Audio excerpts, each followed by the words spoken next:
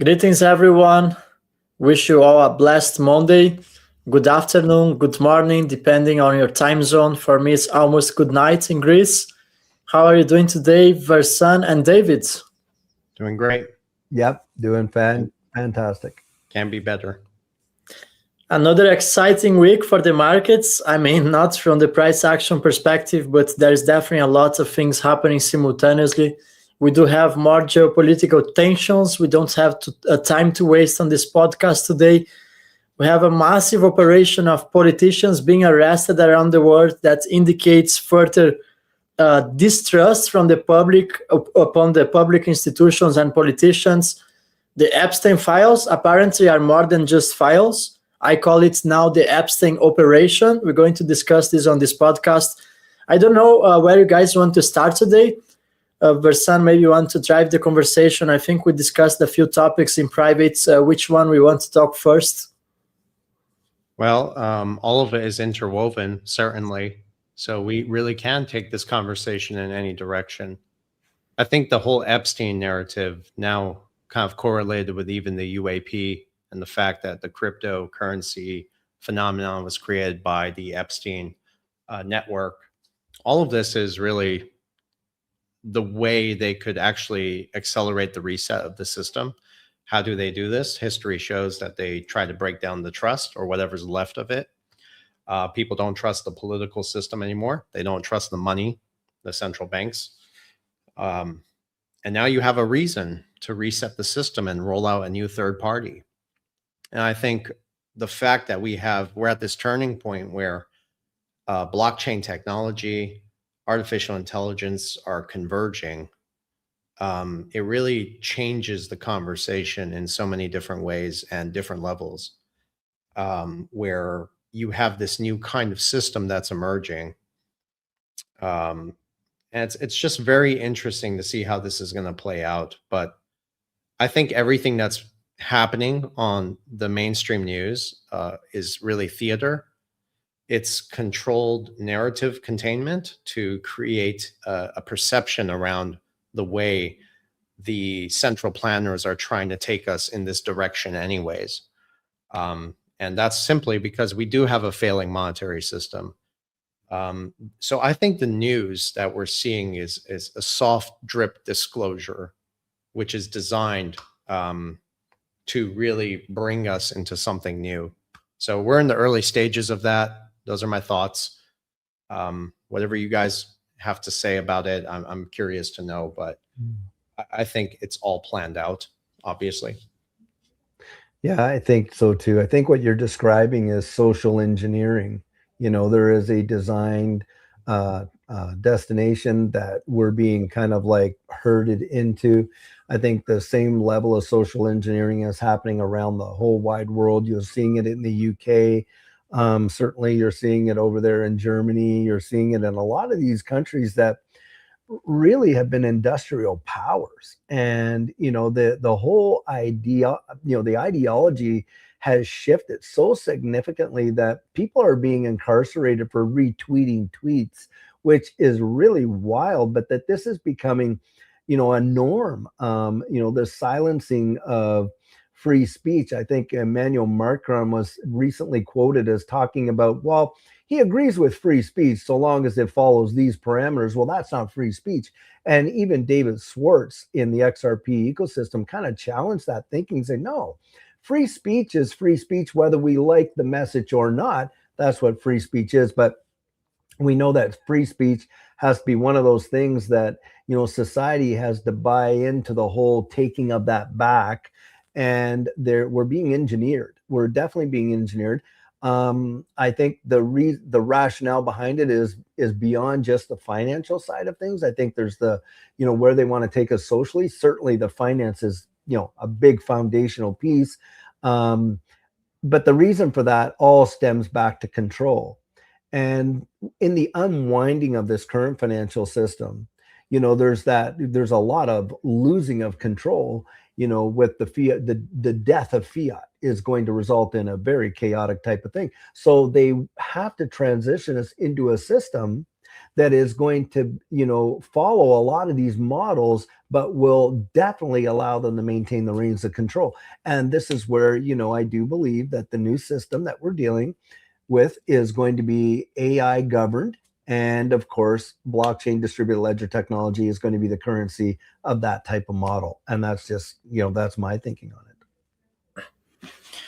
I totally agree, David. And politicians are part of the Epstein operation. As I said in the beginning of this live streaming, this is intentional. So basically, the US administration is the Epstein network taking control of the financial system. And they told us in Davos, if you guys watched some of the most viral clips from Davos, is the first time they bring on the table the end of globalization. So I think we are now witnessing a transition. We are migrating from globalization to a technocracy. I think this is what this transformation is about. You can see that they have destroyed all public trust in the government and institutions. That's happening intentionally. You have that in the United States, that's happening simultaneously in Europe. You see here the ex-Prince Andrew has been arrested a couple of days ago. Is the first member of the UK royal family that's arrested in our lifetime. So this signals a massive transformation. He was tied to the Epstein network. And whether if the Epstein himself is still alive or not, that doesn't matter because the network is still running the system. So this was about killing the trust, all public trust in politicians, so that it's once again problem, reaction, solution, which they created the problem, and now they're going to deploy the solution, which is a technocratic model that runs on top of artificial intelligence.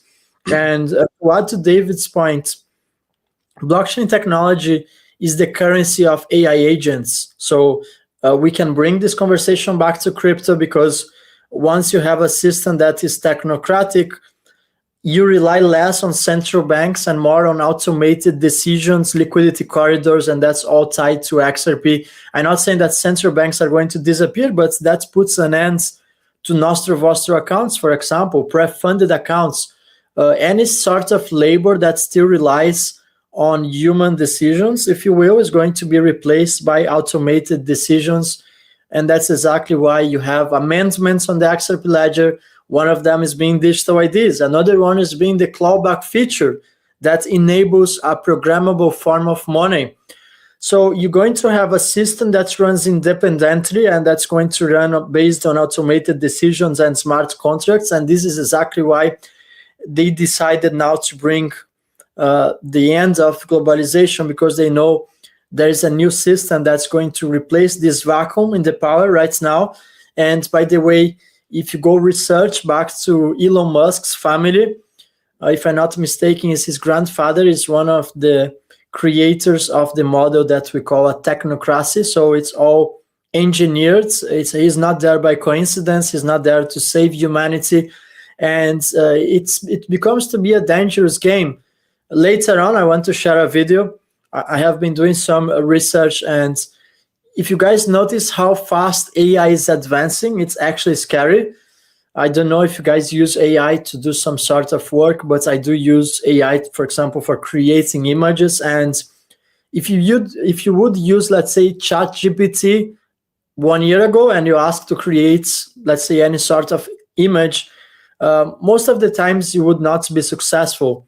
And it's scary to understand how much it has improved in just 1 year. So you can basically now rely on ChatGPT for image creation, which was impossible 12 months ago. And now the progress of AI is going to be geometric progression, no more arithmetic progression. So that's going to happen faster and faster. And this brings me to the point that most jobs are going to be replaced by artificial intelligence. So we're going to have economical resets, and that's exactly where it comes the basic universal income. There is going to be a vast amount of the global population that are going to rely on this form of programmable money simply because there won't be enough of jobs. And I was just watching this AI scientist that he was making some predictions, and I had to myself, this transformation maybe would take 10 or 15 years, but when we bring to the equation super artificial intelligence, which is a new sort of AI that is being improved and optimized by the current AI model that we have. So now AI is improving itself. This transformation might take 3 or 5 years. So it's really happening very fast, and it's even difficult to put everything into words because it's so many segments that are changing together.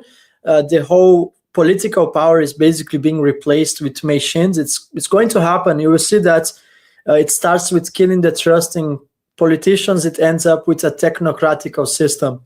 I want to hear your thoughts on that, David and Versan.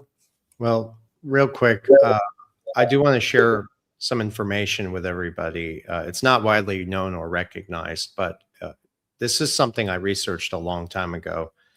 It's just many of the Silicon Valley developers, they don't approach AI as just a tool. And this is where it gets a little strange. But the way they look at it is really about the fulfillment of a technological destiny. And I know this sounds crazy, but they are trying to build and even release, you could say, the next Messiah. Think about it. We live in a world that's governed by mathematics, okay? Mathematics is angelic code of reality. Now, I know this gets a bit deep. What is AI? It's the exact opposite. It's man-made code designed to hack that reality. So when you start to look behind the efficiency and the narrative of convenience, there is really a deep ideology being played out in the world right now. And this does tie us into the broader transhumanism agenda that was discussed by Yuval Harari. So it's just a lot of information to unpack without going too deep. But I think it's very important for all of us to be mindful of what we're participating in. And that's why Elon Musk once warned, and I don't trust Elon Musk. I think he's another puppet head, right? He warned that, manifesting AI without understanding it is similar to manifesting demons. Those were his words, right? So he's kind of warning about the unintended consequences of creating a system that can outthink and outmaneuver humanity. And I think we're kind of already there. The other side of this kind of ties into one of my articles I was sharing with you guys prior to this live recording. I have an article on Patreon called Thoughts and Theories. And I started thinking about some of the words I've said before. And you guys know I've said many times, protocol ownership, right? So I started thinking to myself, and this is theoretical, but what does it really mean?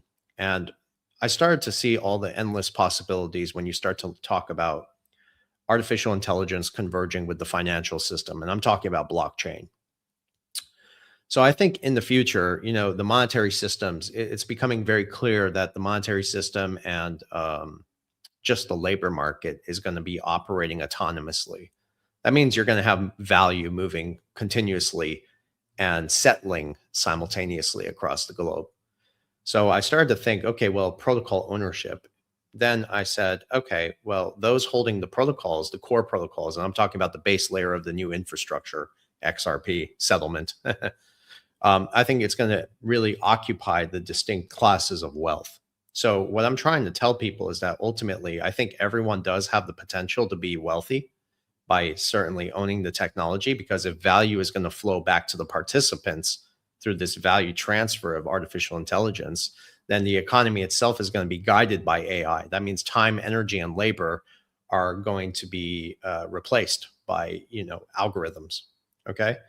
So if that really is the case, what's the result? It's a self-sustaining economy that continuously generates value for those participating in it. And it's just a thought. But when you start to look at the bigger picture of how this is all playing out, I see opportunity in it, but I do worry about the technocracy that's being formed. And I think the convenience of this technology is where the deception is. No, I think that that is very well said. We one way that we classify the system that we're in right now, or the system, sorry, that we're going into with this distributed ledger technology, we call it a trustless system, because of course we are going to be conditioned to trust the protocol, and we're not required to trust one another or to, trust government or anything like that. And I think what the move that's afoot right now is, with AI and the fact that it can be so well done, how do you trust what you're seeing and hearing is truly real? And of course, we got this whole, fake news thing that, and all that. People are being destabilized by not having things that they can solidly believe in or trust in, which is an absolute necessity of the human psyche, our ego. When I say ego, obviously I'm not talking pride. I'm talking about like Maslow's hierarchy of needs or something like that. We have this persona that was made into us, that was fashioned into us, as we were created. And there is a necessity for this type of recognition. But if you take that away, it is a very destabilizing and unsettling thing for, massive amounts of people in society. And so they're going to need an anchor that they are going to have to be able to focus, say, okay, I can't trust what I'm seeing, can't trust what I'm hearing, I can't trust, these politicians, I can't trust the leadership that I had before, I can't trust really anything, but I can trust this system, because this system is, it's not biased, it's not this, it's not that. It works off a series of protocols that just if A plus B is always going to equal C kind of thing. And it's a very scary proposition, because once people transition that level of confidence and trust, well, then they're very, very easily manipulated. The powers that be, they certainly understand that.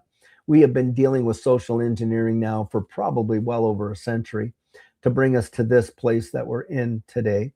And the technology has just caught up with the philosophy. As Edo, you were talking about, this whole idea, this technocracy, has been around, the idea of it, long before the technology to implement it has ever existed. Well, now we have like the grandchildren of the architects of that very philosophy being the ones that are spearheading the actual physical technology. And we're at a crossroads in human history. I really do encourage people, like, if you want to have some sort of foundation genuinely to stand on as we go into the future and not live in that chaos of that unsettledness, and that you have to have a very strong and deep constitution. But what's going on right now is most people are getting a lot of their constitution, which changes on a dime, situational ethics and social media. That's where they're getting a lot of it. The fifth estate is influencing that tremendously. And of course, in that environment, that's, you can't base it on that, right? Because you've heard the whole saying, if you don't stand for something, you fall for anything. But if you are standing for something, what is your why behind it? And see, most people with AI currently are being taught to acquiesce their own critical thinking.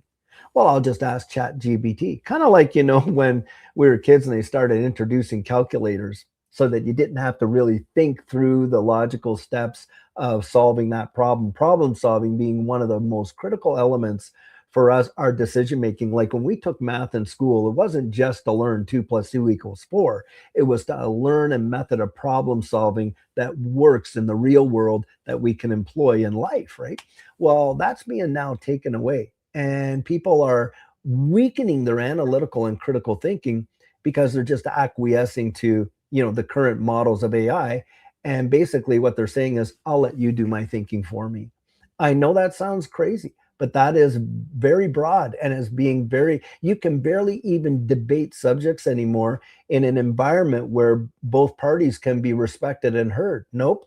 What we have to have is on our college and university campuses, which used to be a place where you could have this kind of dialogue. Oh no, I don't feel safe. And then people, the ones that truly aren't safe, are the ones that are communicating a message that the establishment really does not want to be pronounced. You have a country like the UK, that literally the birthplace of the Magna Carta, which is a tremendous document that led to, governance change and all that kind of stuff, that are so threatened. The powers that be are so threatened by the message that if you retweet a tweet, the police are showing up at your door. Mind boggling, but that's what's going on. And so I think that the message that is being established right now is that, trust is going to be shifted. And they are modeling that. People are being conditioned to that, to no longer trust what they see, what they hear, the super intelligence, because you can't trust it. And politicians can't trust what, our leadership is saying, even though we might, quote unquote, select or elect them, who knows. But needless to say, you can't really trust. And in that environment, what is one of the fundamental needs? Because that provides a lot of insecurity. People have to feel secure. They're going to want to trust something. I believe that is going to be transitioned into this trustless system, and it's going to be the models of the protocol and the AI and all that. That's what I think is going to come down. I agree. Can I add something else, Edo, if that's all right? To your point, David, first of all, Paul, I am tired. I've been moving into my new place. But it was nice to take a week off from working. It really puts things into perspective. But to your point, David, human productivity, critical thinking, it's already being augmented, right? In many cases replaced, I would say. And you're seeing this from content generation, logistics. So yeah, it's going to take out a lot of jobs, even financial trading, right? Coding, et cetera, et cetera. So, this is where it gets interesting, because if AI systems are going to begin transacting with another, basically exchanging services, data, and value autonomously, then the infrastructure enabling that value transfer becomes the critical layer for the economy. And I think that's where the blockchain enters the equation, right? You're going to need these protocols that allow fast, neutral, interoperable settlement systems between the rails of the autonomous economy. So I think like assets like XRP, like XLM, Stellar, they are still, I think, positioned really as the liquidity bridge in this infrastructure layer. So as soon as value starts moving between these AI agents, between financial institutions, tokenized representations of real world assets, then who are the beneficiaries? It's the ones holding the protocols, the participants, the token holders that are essentially the gatekeepers of all of this. So I do see massive wealth transfer happening very silently.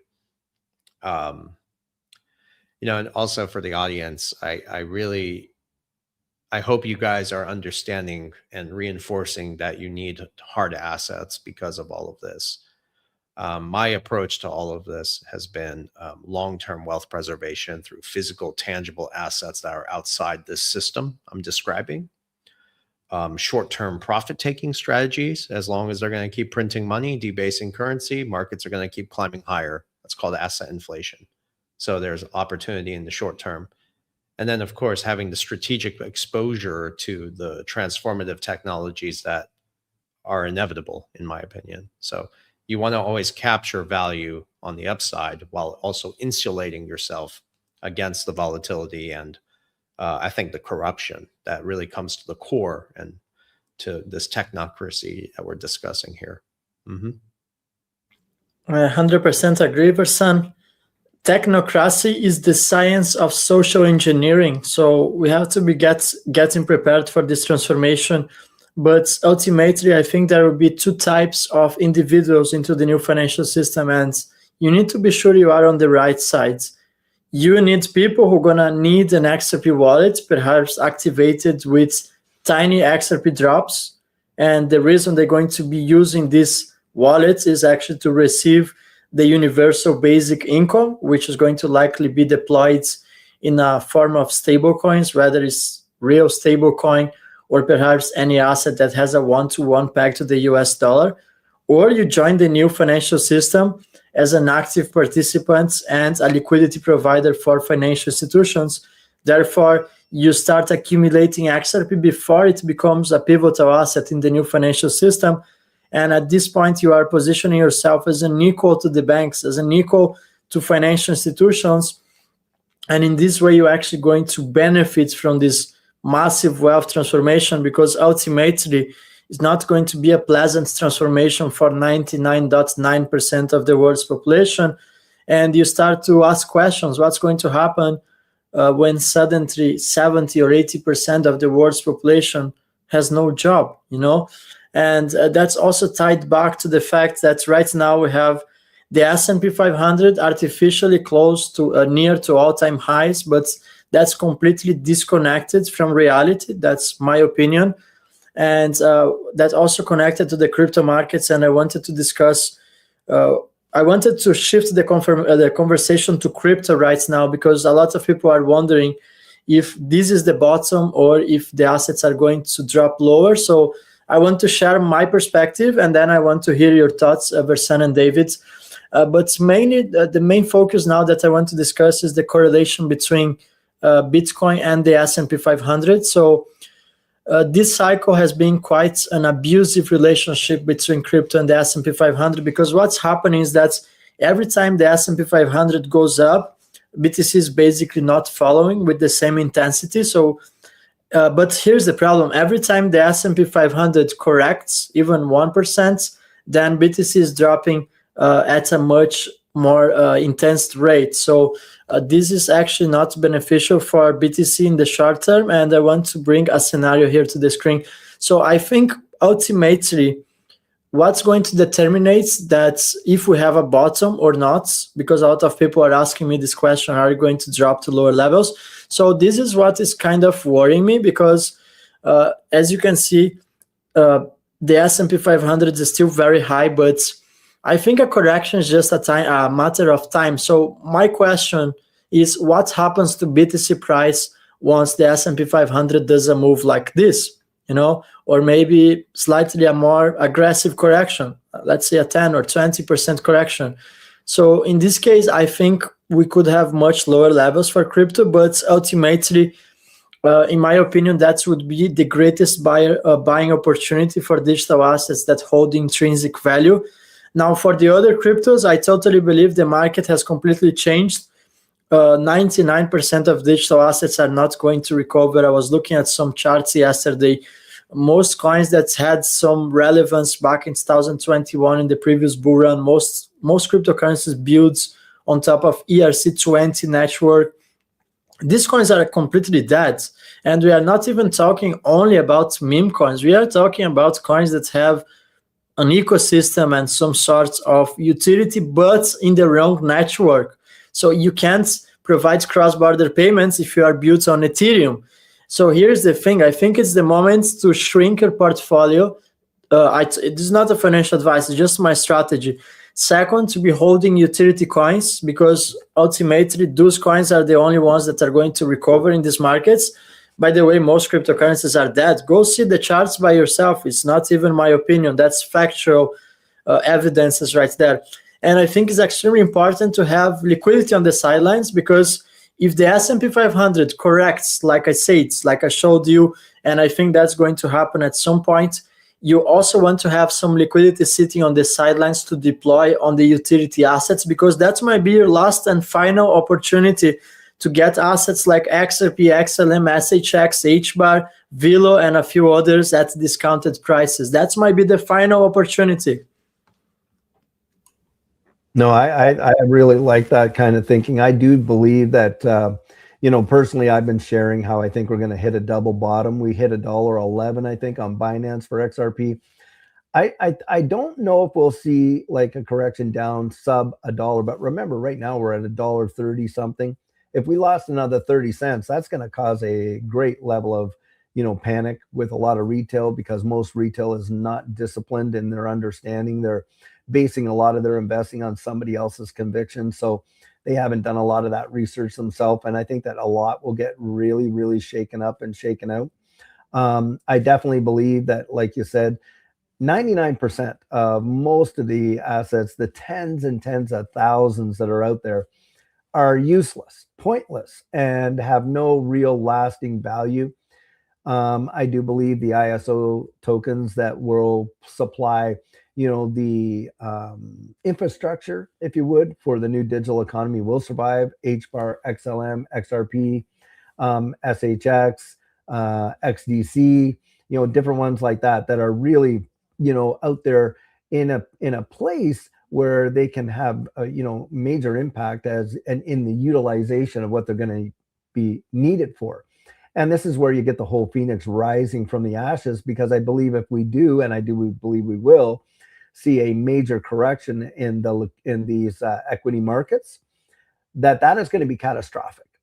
And you are not going to have to push a new system on folks. They will beg for it. They will beg for it. And because the fiat system will literally collapse under the weight of all that, they're going to want a new system. And what I think would possibly or could possibly happen is you could see some sort of SDR, electronic special drawing right, that would be backed by real commodities like gold. Gold being a tier one asset at this point. I think that the reason is people will trust a system like that. They are not going to trust just a confidence-based fiat system any longer. And they're not going to do that, just transition that from, oh, well, having confidence in this fiat dollar or this stable coin. Remember, stable coins can be fiat as well. Fiat just means that there's nothing else backing it except for the confidence that people would hold in a system like that. Well, I think in a cataclysmic collapse, like I do believe we'll eventually experience, the only way you're going to gain that confidence back is to have a trustless system, number one, where it's agnostic globally. And on top of that, you're going to have it backed by something tangible and real. People are going to want to have that. And so this is where I think that that's what will happen. In terms of taking advantage of any possible opportunity for dips, I think on and off ramps are going to matter, because we have seen in any major, where a lot of volume, whether it's up or down, a lot of these retail exchanges like Robinhood, like Coinbase, like Kraken, like a lot of these different, you can't even sign on. You cannot even get on the platform to execute a trade in a lot of cases. That seems to be very coincidental when it happens, because it happens, it seems, all the time. Robinhood has been notorious for actually stopping people from doing any kind of trading. Institutions, however, well, they got other avenues. And so, of course, the institutions are able to capitalize on these opportunities where most of retail is not. This is where I believe having a broker, I use Caleb and Brown, but there's other, ones out there. And interestingly enough, some of these facilities aren't even available to people. You can't get, Caleb and Brown had to move out of, for instance, and so did Uphold have to move out of Canada, the UK, all these different marketplaces. They impose restrictions. You can only input $30,000 in some provinces in Canada. Canadian dollars is the max they will allow you to invest in alternative assets other than Bitcoin and Ethereum. Boy, does that ever save volumes. I mean, they have no problem you taking your cash to Monte Carlo and blowing it in the casino. But, you're not going to be allowed to, and then, so you want to be thinking about the rails that you're using, and stuff like that. But I definitely do believe a correction is in play. But I think once we double bottom, I think we are going to it's going to bounce. Remember this, 2020 to 2021, the majority of that move happened in 10 days, 10 days, 10 short days. And if you go back to 2017, 2018, you're going to find out the majority of that move only happened in a very tight window. So you've got to be ready for it, because when it happens, I think it's going to be such a quick transition. Most people are going to miss it in big ways. Yeah, totally agree with you. Regarding Bitcoin, whether it's Bitcoin, buy the children, bite the cheese, I don't know what it is anymore.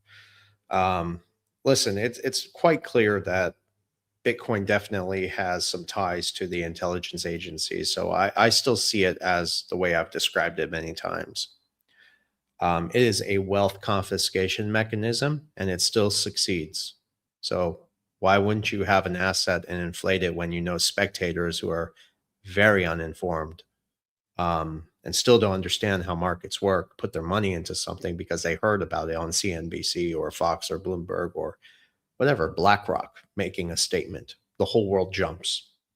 Hey, BlackRock's buying Bitcoin, everyone starts getting in, and it's cyclical with QE, money printing. Okay. So in a sense, it is an inflationary asset. I understand it from that perspective. And that's how Lawrence Lepard would describe it. But when you kind of move all the noise, the hype, speculation, what's left? It's the plumbing. Okay. So personally, I don't care anymore about the Bitcoin narrative, right? And when I start to look at markets, I've only been in this ecosystem. I've only been in the financial ecosystem around 10 years. Okay. But I'm a very quick learner. And what I've come to realize is that the contrarian view actually serves you better than what everybody else is following, right? And what I've come to conclude as well is that most people, in my opinion, still don't understand how markets work. People just react. And they react emotionally, might I add. They chase headlines. They confuse volatility for risk. People don't seem to look at the bigger picture. And it bothers me because I try so hard to get people to understand this. It's true, markets do move in cycles with some precision, with calendars even, which is a bit stranger. And if you look at the big picture today, we are setting up for another leg higher in the market. So I think that is going to be the final blow off top my brother describes in this market. So it's become clear that you need to be positioned because they are going to do another round of stealth QE, essentially money printing. Okay. And that's the only thing they know how to do. When you look at the financial system today and just everything going on, when the markets and the systems are over leveraged the way they are, and they're structurally dependent on asset appreciation to keep the illusion of solvency, what do? They inflate. It's that simple. They have to expand the monetary supply, the base. And what does that do? They reprice assets higher to preserve that illusion of stability. Okay. And that's how the rich get richer and the poor get poorer. So I do believe we are heading towards a blow off top in this cycle.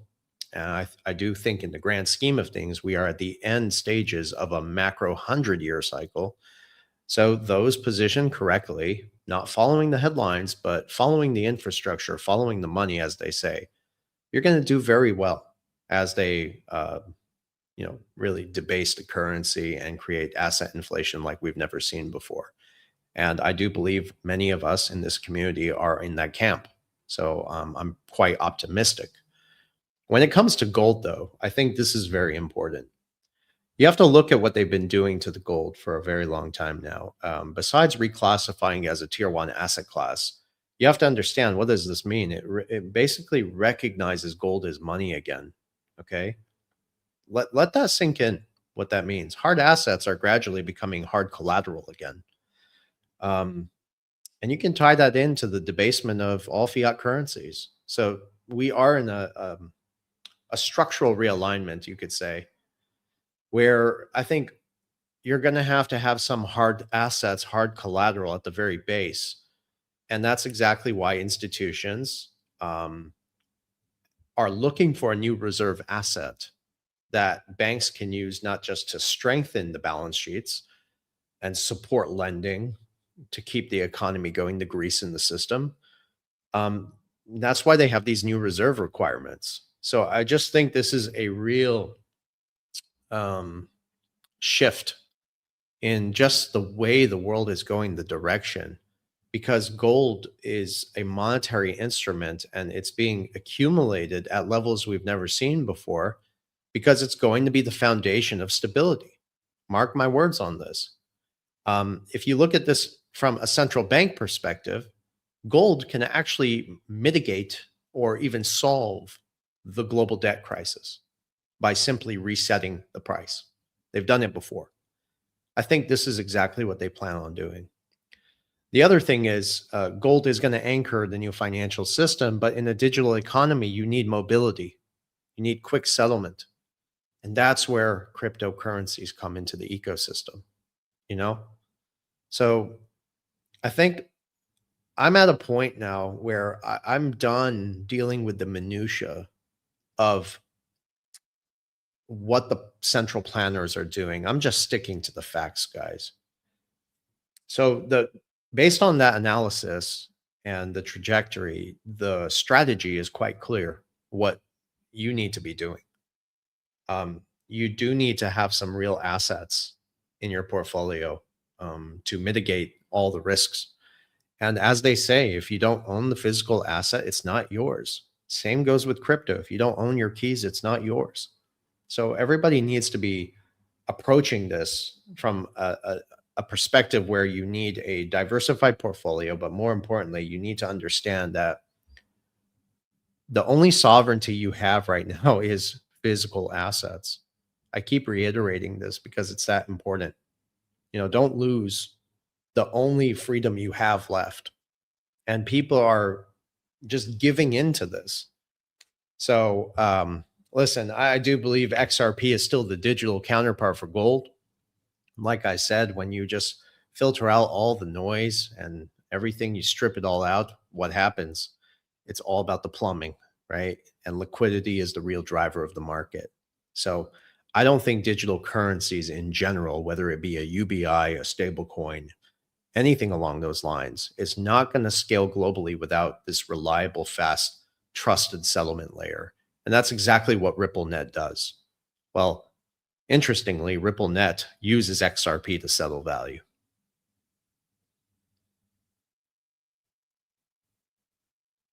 Yeah, zero doubt, zero doubt. And that's where my thesis with the whole EDSRE special drawing rate, comes into play, because I think the agnostic nature, and that's what the X and XRP stands for, by the way.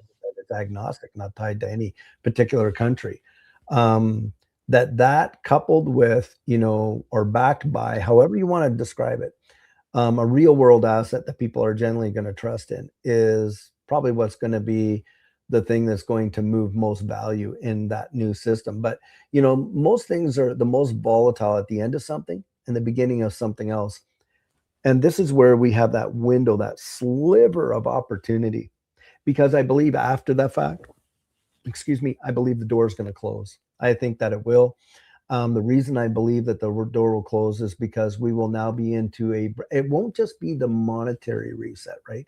It's going to be a societal reset in everything that we practically do, in terms of all of our information, whether our history, our proof of ownerships, just everything. And I think that in and of itself is going to be such a shift in the way people approach, all of the various services that we expect in the Western world, of course, from our governments and all this kind of stuff. It's going to shift. And this is where I do believe the introduction of UBI will come in. Edo, you were going to show something there about the super intelligence. I think that's important in the discussion, because I know it is hard to digest that anything like what we're describing could genuinely happen.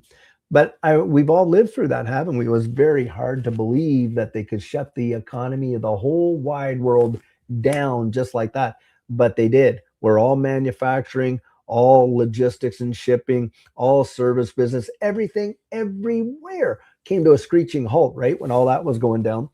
Yet we've seen one of the biggest bull cycles, that the world had ever seen during that period of time. And it was because they turned on the taps for liquidity. And like you're so apropos saying, Bursan, is the debt market is really the beating heart of it all. And they will inflate like crazy. And yes, there will be a sliver of opportunity. But when that operation has fulfilled its function, it's going to look different, guys. It's going to look different. Edo, why don't you show that piece? That would be really good. Yeah, so I just want to give some context. Basically, this is a 1.5 hour interview. So I'm going to select like 3 or 4 minutes of the highlights, and then I'm going to drop the link in the description for anyone that wants to watch the full interview. But I promise you, I'm smarter than all. That was by mistake. So it took me a couple of days to watch the whole thing, but I promise you, before I was going to sleep, I was having this in my mind. I was basically not being able to sleep because it's so profound. So I'm going to share here a couple of minutes from this presentation. Just allow me a second. I have to bring this to the screen. It's a large file. And then we can take perhaps, so it's going to take about 3 or 4 minutes. I'm not going to show the whole thing. And then we can take perhaps the last 10 minutes to answer some questions from the audience before we wrap up. I think Versan also wants to share something, so I'm going to go ahead and share it. AI safety for 2 decades at least. Yeah. I was convinced we can make safe AI, but the more I looked at it, the more I realized it's not something we can actually do. You have made a series of predictions about a variety of different dates. So what is your prediction for 2027?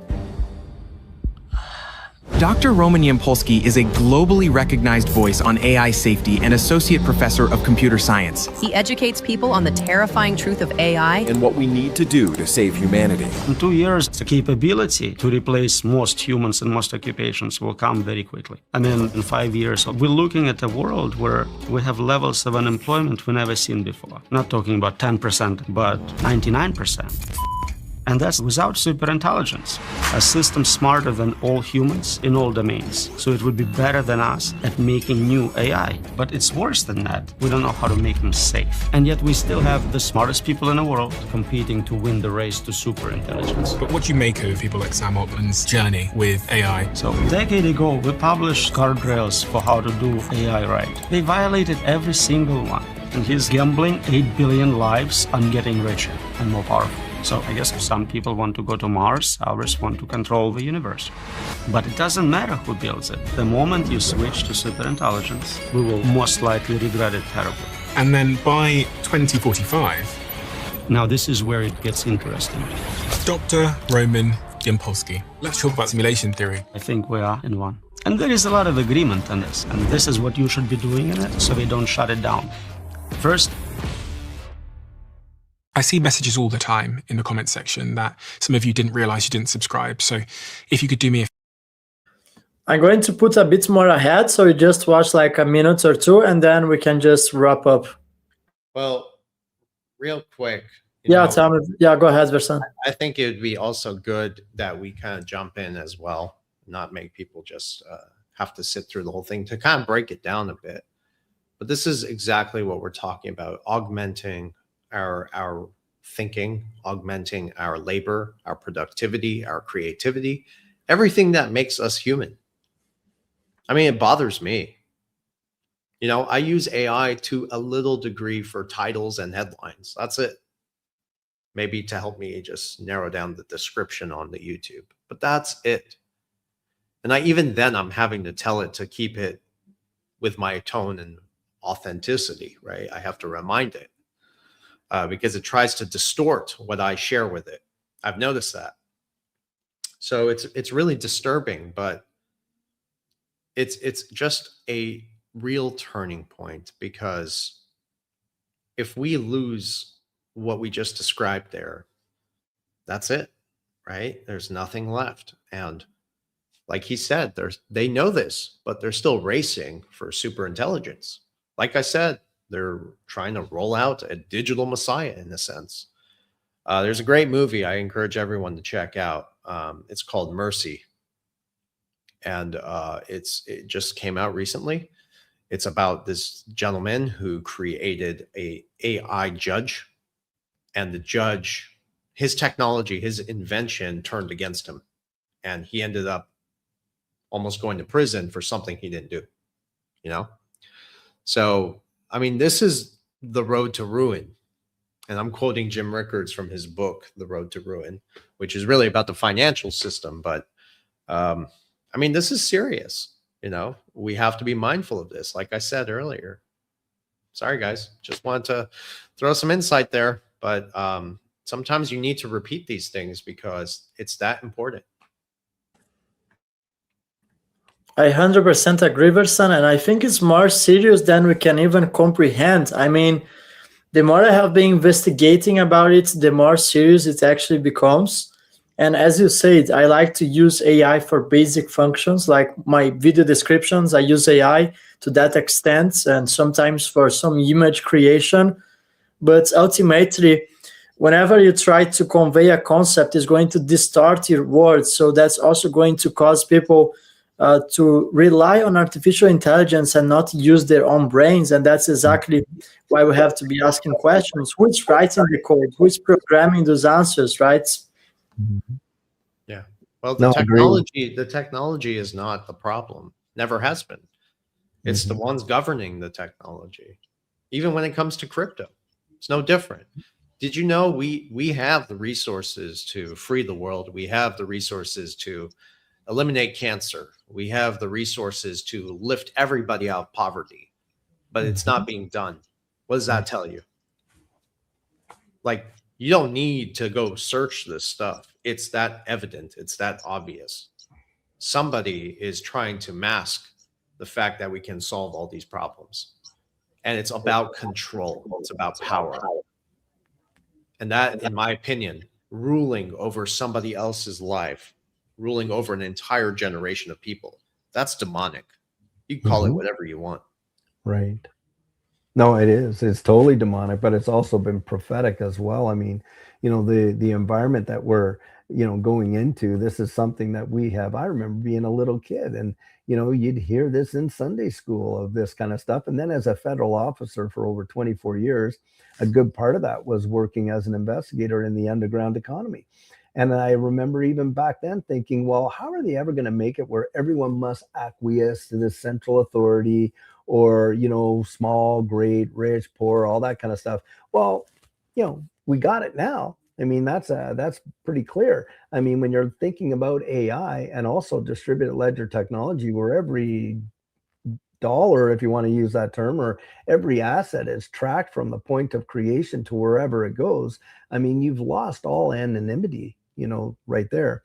And then if you give up your critical thinking, which is, of course, what, AI is really trying to condition people into, people are starting to even give up their own ability to problem solve. I'm not talking about, oh, I have a thought about or an opinion about this or that. No, critical thinking involves problem solving. So many people have lost a lot of judgment, decisiveness, analytical thinking. Those problem solving skills are very weak in the majority of people right now because they've literally allowed, and for the sake of someone on here said, oh, don't use big words. They've acquiesced, or they have now allowed themselves to forfeit their own problem solving to, AI or whatever you want. And so this is really going to be a problem. And we're going to see it. We are going to see the results of that. The chickens will come back to roost, guarantee it. And whether people like it or not, that is a fact, Jack. And this is where we're at. So where do you go from here? How do you make your decisions? What are you basing those on? Where is the constitution of what you believe really coming from? There's the what you believe. I get that. But why are you believing it? Where's the apologetic behind it? And a lot of people, if you ask them to describe what they believe, number one, they'll struggle with it really because they want to be accepted more than they want to stand for a real belief. And so what they really try to do is to gauge how you're going to react to what they say because they want your acceptance. They're not going to tell you what they really believe because they're afraid you're going to reject them if they do. And so you got this big deal going on. So they don't really stand for anything. And then if they do have a position, well, why are you believing that? Well, you almost can hear verbatim what they heard on TV come right out of their mouth. There's no real debate. There's no argument there. They're not able to kind of like, what we would call an apologetic. There's the what you believe. Why are you believing that? And I'm sorry if that's too big a word for, some of the people, because there was a guy in here that was, chastising me for using big words. But needless to say, that is the reality of where we're at in the wide world. And look, you're going to get what you ask for. You are. We don't have to look too far back in history to see that. I'm not sure who it was, but back during World War II, he said, well, I didn't say anything when they came to get thus and such. I didn't say anything when they came to get so and so. I didn't say anything until they came to get me. There was no one left to say anything. That's kind of where we're at. So, it's kind of wild, but I think I think now's the time to kind of bring things back to home. And Judy and I, for instance, we're cutting off a lot of our interaction, with this whole, social media, whatever you want to call it. We have our thoughts, we have our feelings, we have our beliefs, but we're not making our decisions because of the influence of others. That's a fact right there. Yeah, I mean, they're going to weaponize it against you anyways. I mean, they're already doing this in the UK. So, I don't like to talk about these things often because, yes, it is very uncomfortable and very unsettling, but these are things we have to face. I don't think we can just hide behind trust the plan anymore or 5D chess. That's bullshit. It really is. I think what we need to do is get people to unite and not be so divided. Did you know if you've ever seen The Social Dilemma, last thing I'll say on this, and maybe we should go back to finance to give people some where we are in the cycle, I guess. But The Social Dilemma came out a while ago. And in The Social Dilemma, it proved that example, if you and your wife were living together or you had a girlfriend, the artificial intelligence would send her something so she would engage with it and follow it and kind of indoctrinate that belief. That's how advanced it was back then. And they would send the opposite of that view to the male. That way they would fight. I'm not even joking. They are trying to sow division amongst people. So we are at war with ourselves while these new systems gradually come into fruition. And it's very interesting to see how this is playing out over a span of 10 years. My God, like the world is so different already. And I think the pandemic did offset a lot of it because it really embraced people to engage with digitization. And it funneled a lot of the wealth to the top. 100%. Yeah. And the window is closing. I mean, if you watch this interview, this scientist gives a deadline of 3 to 5 years until basically 90% of jobs are replaced. So it's about us as human beings to start ask the right questions. Are we really going to allow like couple hundred billionaires impose a technocratic system upon us, or are we going to take action and actually, we are 8 billion people, they are a couple hundred billionaires, so the implementation of this AI technocracy relies in our acquiescence, and unfortunately I am not that much optimistic since the pandemic, because I realized how easy most people are controlled and influenced by the government. So although maybe 5-7 years ago, old me would want to start a real revolution. Right now, I am more like taking this in a different approach, and I think it's ultimately they are going to crush the middle class. That's already happening. So either you're going to be on the top of the pyramids or you're going to be at the bottom. There's not going to be a way between. And I truly believe the window of opportunity is closing, because the right way to position yourself is with hard assets and utility coins. This is my take on that. Yeah. I mean, they're also taking over the supply chains. Yeah. You are what you eat. Yeah. If they can control the supply chains, even the most overzealous and religious figures will conform to feed their children. And I think that's why they're doing this. Now, I have clients who are farmers, many of them. I've shared this before, I think. They've told me some stories that are just insane about what's actually being done to them to get them to sell their land to some bigger corporation like Tyson. They control all the meat that most people eat. And I want to share something interesting also. So they also kind of, I don't know the right English words, but chemically castrated most men so that they have very low testosterone levels and don't react to whatever the government impose on them. And I want to share a quick story. So we have a farm, my family, they raise Angus. So we have raised beef for generations. Hence why I love to eat grass-fed beef. So my uncle has traveled to an international convention where they sell machines. And my uncle, he has plantations. He plants like corn and other stuff.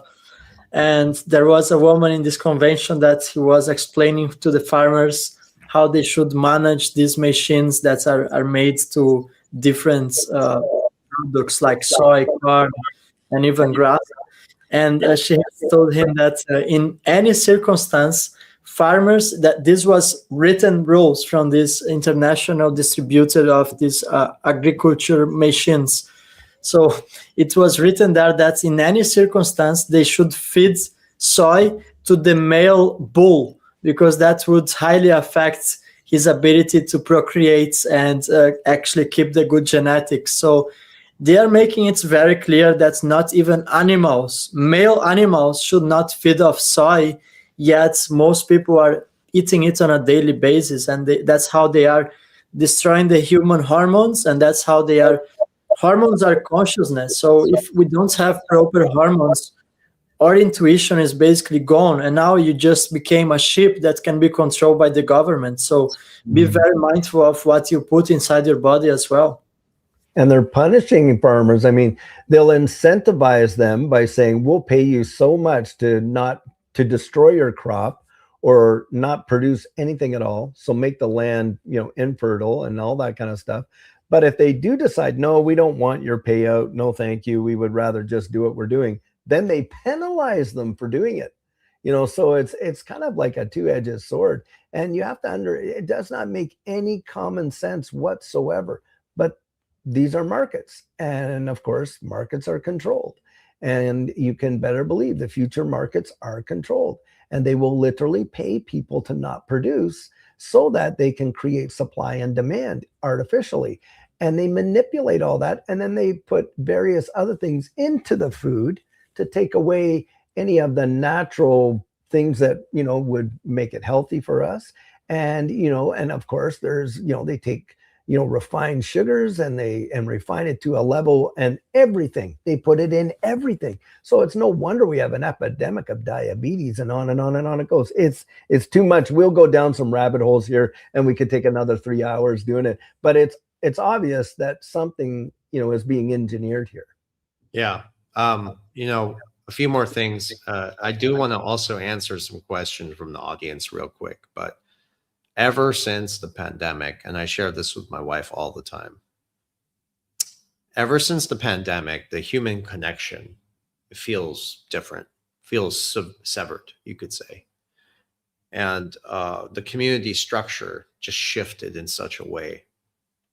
And now that's why, I'm so heavy on hard assets again, because just the physical sovereignty, it really gives me a different kind of control, right? And that's why I'm constantly reiterating to hold physical, tangible assets, because that's gradually being taken away. Gold, silver, land, all kinds of commodities. I started buying copper in large quantities recently, and platinum, because I think as the economy continues to digitize, and that's the trajectory we're going in, tangible assets are going to anchor sovereignty, right?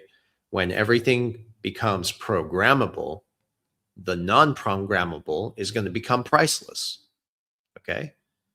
That's something I think a lot of people are giving away without even realizing it. Now, the other thing I wanted to quickly touch on, and I keep getting asked this question, maybe you guys could share your thoughts. The Canton network. People keep asking about it, and I've talked about this with Edo a few times very briefly. So I would encourage people to actually listen to the podcast before asking questions in the comments, because I've covered it several times now. So this is what I was talking about, headlines. Every day there's some new cryptocurrency, and everyone just jumps into it and says, well, this is looking better. This is, at the end of the day, the settlement infrastructure will not be replaced. And I'm talking about XRP. Canton, ladies and gentlemen, does not compete with XRP. Said that many times. Okay, maybe it enhances its utility because it's a messaging layer system. Okay, that's all it does. So it could certainly complement the settlement infrastructure. But as XRP provides the liquidity bridge, okay, Canton provides the governance maybe and some messaging coordination. Okay, so together, I think they can complement the systems like some of the other technologies I've described before. XLM, in my opinion, complements XRP, and XRP complements XLM in many different ways. I've written articles about that too. So this can apply to many different cryptos, but at the end of the day, I think there are too many blockchains out there, and I guarantee you, most of them are not going to survive. Now, we had a friend on the podcast recently, Bree Teresi. You remember her? And she was mentioning the Zebek network. Now, I've researched Zebek. And in my opinion, you don't need Zebek when you have XLM. Well, Zebek is complementary to the XLM network as they describe. I still see no reason to have Zebek when you have XLM. You can still apply the same services using the Stellar network, simply. So why do you need all these other blockchains? I'll tell you why. It's because people hop into the next opportunity because they heard it somewhere. Next thing you know, they get shorted and liquidated. That's why. I've seen this over and over and over again. Now, I'm not attacking the Zebek network, but I think all the talking points around it, including many of the other talking points around many of the other cryptocurrencies, are simply bullshit. Okay. I have seen this crypto ecosystem, which I think is the biggest Ponzi scheme to ever exist. In fact, that's why Wall Street loves crypto, and they say they don't, but they actually do. They play both sides. Okay. Look here, don't look over there. But I've seen more people lose money in cryptocurrencies simply because they don't understand the infrastructure and they're not looking at the bigger picture. I think there's a time and place for certain technologies that we've been talking about for many years to play their roles. Okay. If you look at transitioning monetary systems in history, the truth is they never happen when things are calm. Okay. The infrastructure overtakes the market when there's a lot of stress in the system. So I think that moment will approach. I just don't know when, and I don't care when. I pay attention to everything. So I'll tell you one thing, we're getting closer. That's all I can say. Yep, agree with that. Agree with that. We are getting closer. I don't know too much about the Canton network. I do get a bunch of questions regarding it, but I do know that they're there to allow for private, stable coin, transfers or smart contract or something. But I would say this. I know that you're getting, ID protected ID on the XRP ledger. And I think that, I feel very solid about what I believe about XRP. And I do believe at the end of the day, that is going to be ultimate settlement network. So for me, I'm not too distracted by the new and shiny whatever comes out because, I know that from a global perspective, major institutions around the wide world, the rails, most countries developing CBDCs are utilizing a copy of the XRP ledger to do that. You can see all of the major banks, like in Canada, by the way, Royal Bank, Canadian Imperial Bank of Commerce, Toronto Dominion, Bank of Montreal, Scotiabank. These are the big 5 banks in Canada. Every one of them is a Ripple partner. And so, I'm just not getting distracted by any of the extra noise out there. So that's how I kind of think of it. Yeah, you're correct in this, and I'd love to hear Edo's take as well. But I'm telling you guys, we've been watching this market for a long time. Final thing I'll say is that all these crypto projects are constantly debating scalability, adoption, but the whole time, nonstop for more than 15 years, quietly, Ripple still consolidates the entire settlement ecosystem. They are consolidating the global financial system for the digital tokenized economy. And XRP is the bridge asset. It is the neutral liquidity tool. It's the engine to move value through the network, the Ripple network. Yeah. So it's the plumbing of the system. For it to scale without RippleNet, the global adoption is just theoretical. Okay. So the takeaway, again, is looking at the fact that there's cryptocurrency, which is speculative, and then you have infrastructure. Okay.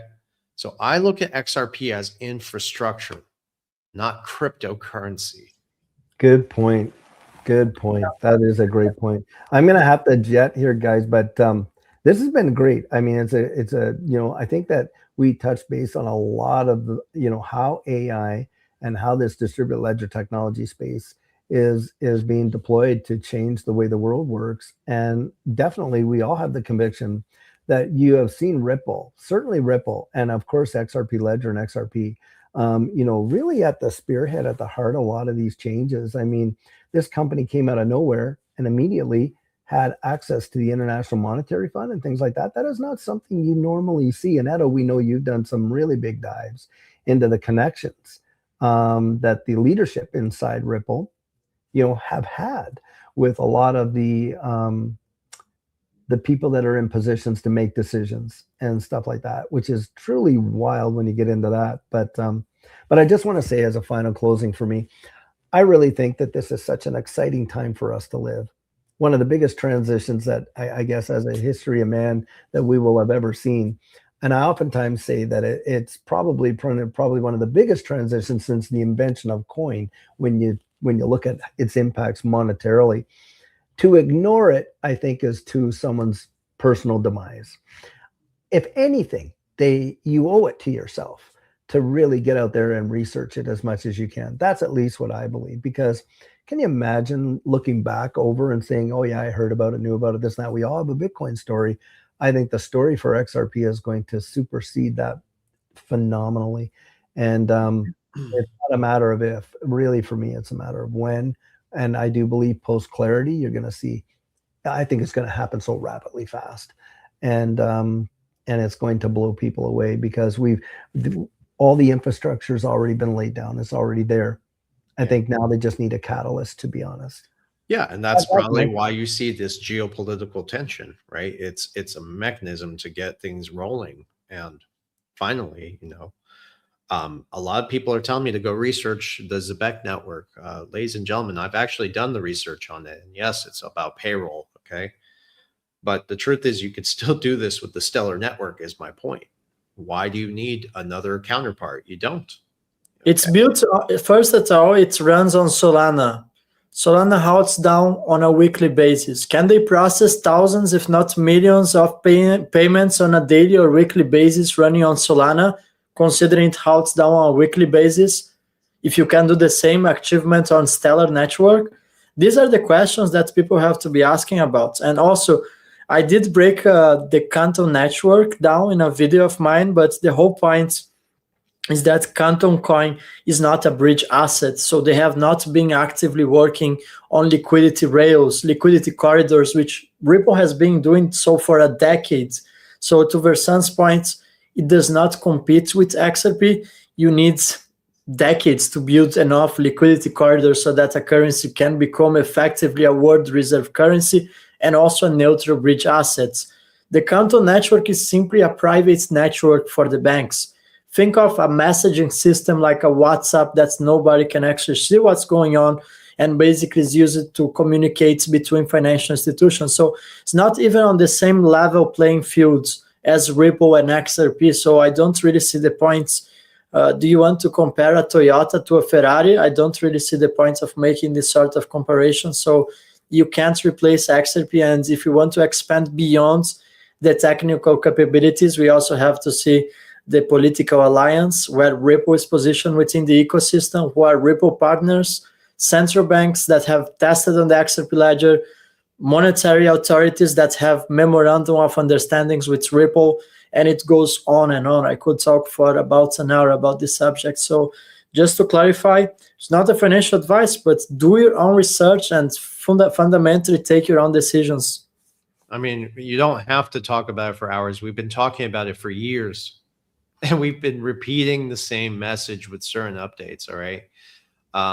The truth is we're not wrong. We're just very early. And that's what makes people so wealthy sometimes as these transitions occur. The idea is to anticipate the move before it happens, okay? Yeah, revisit. You gotta stop asking the question when. Just focus on the bigger picture. The way I look at XRP is, again, infrastructure. I've been stacking XRP for a very long time. I don't even buy XRP anymore. I integrated it into Black Swan Capitalist. So people pay us in XRP every now and then, which is great, but I put it away and I forget about it. I treat it the same way I treat my gold. Okay, just digital. I gotta go, guys. I gotta go. I'll see you later. Bless you, David. But yeah, we're gonna stick around for a few minutes. It's just, I think, the problem is you have a lot of new people in the ecosystem that emerge. They're getting involved because there's no opportunity elsewhere. Maybe they lost their job. They need to do something. Everyone wants to be a content creator now, which is great, I guess. But the problem is you have a lot of people who don't have the research, the background that I think you and I have established over many years. Okay, lots of hard work, lots of late nights researching this stuff. And we've been correct on many reports. In fact, we broke the story, my brother and I, of the World Bank and the IMF using XRP and XLM. We were the first to break that, not BitBoy, who stole that from us too and plagiarized it. So, and Versan is not about reading articles, it's going to the source of information. Yeah, and that's what we did. We were the first people in the ecosystem about, I don't know, 2021, who said, you know what, we're going to go search for this stuff at the IMF, the BIS. That wasn't being done prior, okay? Yeah, I'm telling you guys, we ended up looking for this stuff at the very core of it, and we found it, okay, a long time ago. So my point, though, is that we've been researching this for so many years, and the fact that you have people that just come onto the scene and claim to be an expert or have an insight saying, no, you idiot. I've been called this many times. No, you idiot. It's not XRP, it's Canton. Like, that doesn't even make sense. Settlement, liquidity is one thing. Messaging and interoperability is another thing. Now, XRP has all these things on many different levels. Okay.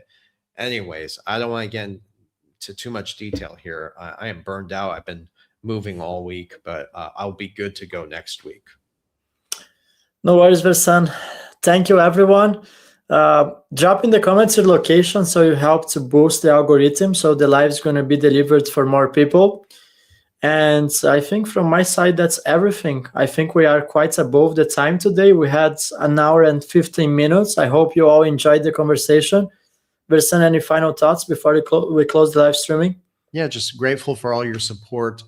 Please just share the video. I think in the beginning, we really covered some very important things for humanity. Critical, yeah. Critical things. And maybe some people were bored. I mean, I get it. Okay, listen, this is independent journalism. I think everyone has an obligation here to share this information with each other. You don't have to share the video, but we would encourage you to, but at least share these thoughts with other people that you love and care about. We have an obligation to help each other out, and that's what we're doing, and that's what we've been doing for a very long time. So totally agree. And love everybody, okay? Have a great week. And I get that everyone likes to hear about crypto, digital assets, and market updates. That's our specialty, but I think we have a moral obligation to talk about what's happening from a political standpoint, from the AI technocracy that's being implemented. So I truly believe, although it might not be the most popular topics, I think we have a moral obligation to talk about these subjects and discuss solutions. I truly believe we have. Yeah, I mean, there's a time and place for everything, okay? So we got this, guys, all right? Just please be optimistic and take care of yourselves, okay? Everything's going to be all right. Just remember, the only technical analysis that matters is the macro stuff. They're going to do another round of stealth QE. They're going to print more money. That is going to create higher asset prices. So just make sure you're positioned. And gold, yes, I still think it's I think this is a reset of the entry point, because gold was supposed to go significantly higher, and I guarantee you it's going to climb higher. Mark my words on that. Silver, I think it's a better deal when you're thinking about the inflationary terms. You get more for your money, and you need to factor that into your diversification strategy, simply because your dollars don't buy anything for you anymore. And risk management has to come into all this. So you have any detailed questions on strategy, please reach out to me on my website, blackswancapitalist.io, or reach out to Edo. We got you covered. Yeah. Thank you, everyone. We're going to see you next week. Or maybe if we have energy, we do a second streaming this week. We're going to talk. Thursday, probably. Yeah. We'll see. Okay. Bye-bye.